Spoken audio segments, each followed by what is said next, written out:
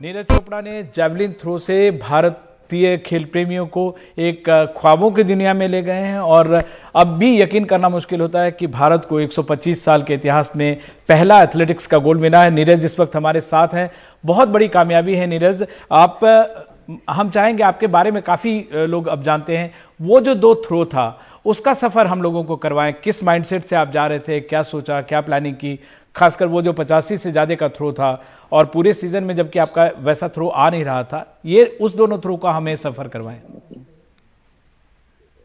Sir, वही था कि शुरू से ये था कि मन में कि पहले थ्रो से ही कंपटीशन उठा के चलना है और पहले थ्रो में अपना पूरा 100% दे देना है, ताकि थोड़ा सा एक दूसरे एथलीट पे इफेक्ट पड़ता है। तो मैंने पूरा अपना 100% दिया पहली थ्रो से ही और वो थ्रो भी काफी ठीक थी।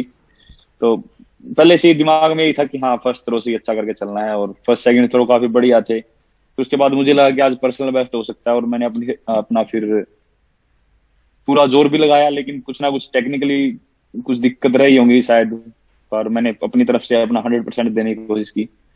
पर पर्सनल बेस्ट नहीं भी हुई तो कोई बात नहीं, लेकिन हाँ, आज अपने पास गोल्ड है तो इस बात की काफी खुशी है।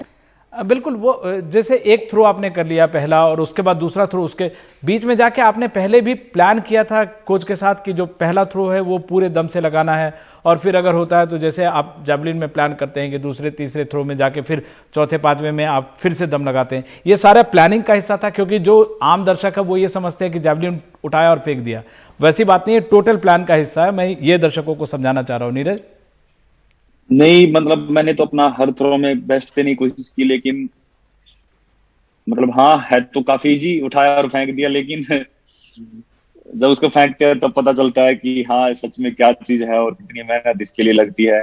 और जरूरी नहीं है कि आपने मेहनत भी की है और सब कुछ किया है फिर भी आपका अच्छा रिजल्ट रहेगा।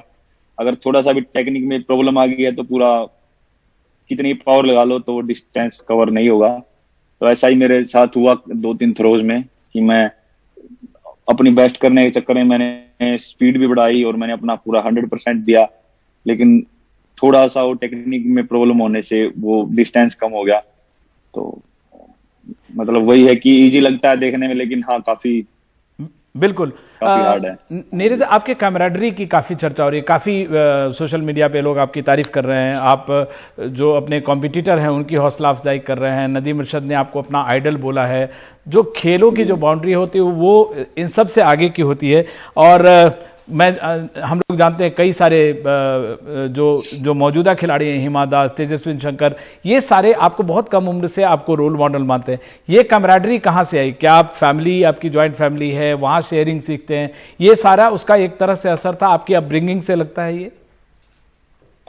जी देखो, बिल्कुल ज्वाइंट फैमिली का तो बहुत इसमें हाथ है, क्योंकि अगर मैं ज्वाइंट फैमिली की बात करूं तो अगर कोई भी मुझे पूछता है कि कितने भाई बहन हो, तो मैं सिर्फ अपने सगी सिस्टर को नहीं बताता, मैं साथ में जो अंकल के जो लड़का लड़की हैं उनका भी नाम बताता हूँ कि हम इतने भाई बहन हैं, क्योंकि हम शुरू से साथ में रहे हैं। तो मुझे कभी ऐसा फील नहीं हुआ कि मैं इनसे अलग हूँ या फिर मेरी सिर्फ 2 ही सिस्टर हैं, क्योंकि सब मुझे एक ही लगे हो। तो ऐसा ही उसका भी काफी इस चीज में रहा है। लेकिन मैं मानता हूँ कि स्पोर्ट्स एक ऐसी चीज है कि आपको आपस में सपोर्ट करना चाहिए। और बिल्कुल कल कंपटीशन था, मेरा खुद का कंपटीशन था और मुझे अपने मेडल पे फोकस करना, लेकिन मैं फिर भी मतलब मैं भी कर रहा, लेकिन साथ में दूसरे एथलीट भी कर रहे। ऐसा नहीं है कि भाई सिर्फ मैं ही उनके लिए क्लैपिंग कर रहा था। जब मेरी थ्रो थी तो वो भी मेरे लिए क्लैपिंग कर रहे। तो ये आपस में खिलाड़ियों का ना ये हौसला बनाना बहुत जरूरी है। खेल का जो सही स्पिरिट है वो आप हर बार, जैसे आप बता रहे हैं 8-9 भाई बहन हैं आप सब मिला के, आप हर बार उनके लिए कुछ लेके जाते हैं। इस बार क्या लेकर जा रहे हैं? वैसे तो मेरे हिसाब से सबसे जरूरी चीज तो, सबसे बड़ी चीज तो मेडल है, लेकिन फिर भी कुछ ना कुछ देखूंगा, क्योंकि यहाँ पे टोक्यो में बाहर जा नहीं सकते हैं। तो एयरपोर्ट पे कुछ ऐसा मिला कि मैं उनके लिए खरीद सकूं तो वो मैं लेके जाऊंगा। बिल्कुल। एक नीरज, एक सवाल है, बहुत अभी 13-14 करोड़ रुपए, मैं जानता हूं आपको पैसे से फर्क नहीं पड़ता है, लेकिन 13-14 करोड़ रुपए अब तक ऐलान हो चुका है। आप ब्रांड भी बनेंगे और मुझे पक्का यकीन है 100-200 करोड़ से ऊपर जाएंगे। लेकिन आप अभी पैसों की, मुझे पता है हर परिवार को, हम सब एक जैसे ही परिवार से आते हैं, क्या करेंगे? पहली चीज अगर दिमाग में आती है, फैमिली के लिए क्या करना है? बस मैं चाहता हूँ कि अपने आसपास का गांव में या आसपास जो जो मैं स्पोर्ट्स के लिए कर सकूं, जो बच्चे स्पोर्ट्स करना चाहते हैं तो मैं उनको हेल्प करूंगा, क्योंकि काफी प्रॉब्लम होती है स्टेडियम्स वगैरह की और इक्विपमेंट्स की। तो मैं बीच में भी लेके जाता रहा हूँ इक्विपमेंट्स, और अभी मैं कोशिश करूंगा कि और ज्यादा हेल्प करूं कि जो बच्चे करना चाहते हैं स्पोर्ट्स उनको स्पोर्ट मिले और वो आगे अच्छे से शुरू कर सके। बिल्कुल, मैं जानता हूं आप गांव में भी देते हैं और साथी खिलाड़ियों की भी काफी मदद करते रहे। आपको जो ये है, ये जो मुकाम आपको हासिल हुआ है, ये मिल्खा सिंह को हासिल नहीं हुआ, श्रीराम सिंह को नहीं हुआ, पीटी उषा को हासिल नहीं हुआ, उनकी कतार से आगे जाके खड़ा होना आपके लिए क्या मायने हैं इसके? जी देखो, मैं वही बोलता हूँ कि वो दिन के ऊपर डिपेंड होता है। मेहनत तो उन्होंने बहुत ज्यादा की थी और उस टाइम पे वो उनका भी बहुत ज्यादा नाम था और वो भी ऐसे ही गोल्ड के हकदार थे उस टाइम के। लेकिन वो उस दिन उनका दिन नहीं था शायद, कि वो थोड़े थोड़े टाइम से वो रह गया उनका मेडल आने से। और आज कहीं ना कहीं मैंने जीता है तो उनका भी एक सपना सा पूरा हुआ है, तो उनको भी काफी अच्छा लग रहा है इसके बाद।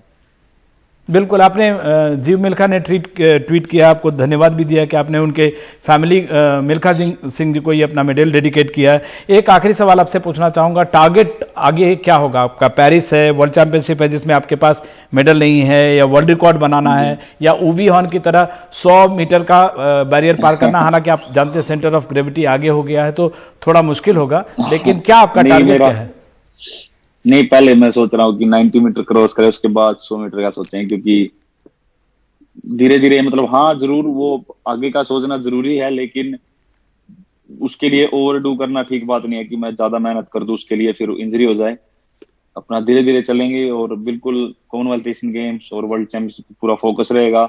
उसके बाद फिर 3 साल बाद, इस बार तो 3 साल बाद फिर ओलंपिक आ जाएगा, तो अपना अच्छे से तैयारी रखेंगे जारी।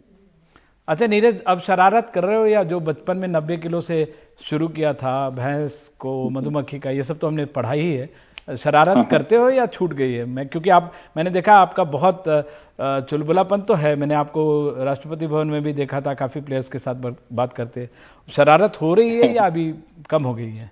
पता नहीं जी, ये तो मैं खुद तो कैसे बता सकता हूँ। मैं मानता हूँ खुद तो मैं ठीक ठीक ही हूँ, इतना कोई इतनी शरारत तो नहीं करता, क्योंकि शरारत करने के लिए कोई होता नहीं है। थोड़ा बहुत कोच के साथ हम मजाक कर लेते हैं, पर अभी तो अपना ज्यादातर ट्रेनिंग पे फोकस रहता है, क्योंकि साथ में एथलीट कोई था नहीं, अभी अकेला ही था, तो अपना ट्रेनिंग पे ज्यादा फोकस रहता था।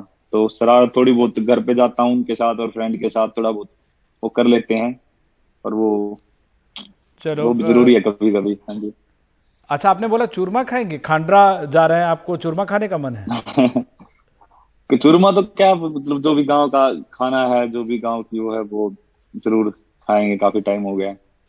चलो, wish you all the best. आपको जो खाने का मन है, अब तो आपके पास अगले 1 महीने आप जैसा चाहे खा सकते हैं, जो चाहे कर सकते हैं, और आप सुपरस्टार बन चुके हैं। उम्मीद करते हैं कि आपके जरिए ये खेल भी भारत में आगे बढ़ेगा। हमसे बात करने का बेहद शुक्रिया Neeraj. Thank you sir, thank you.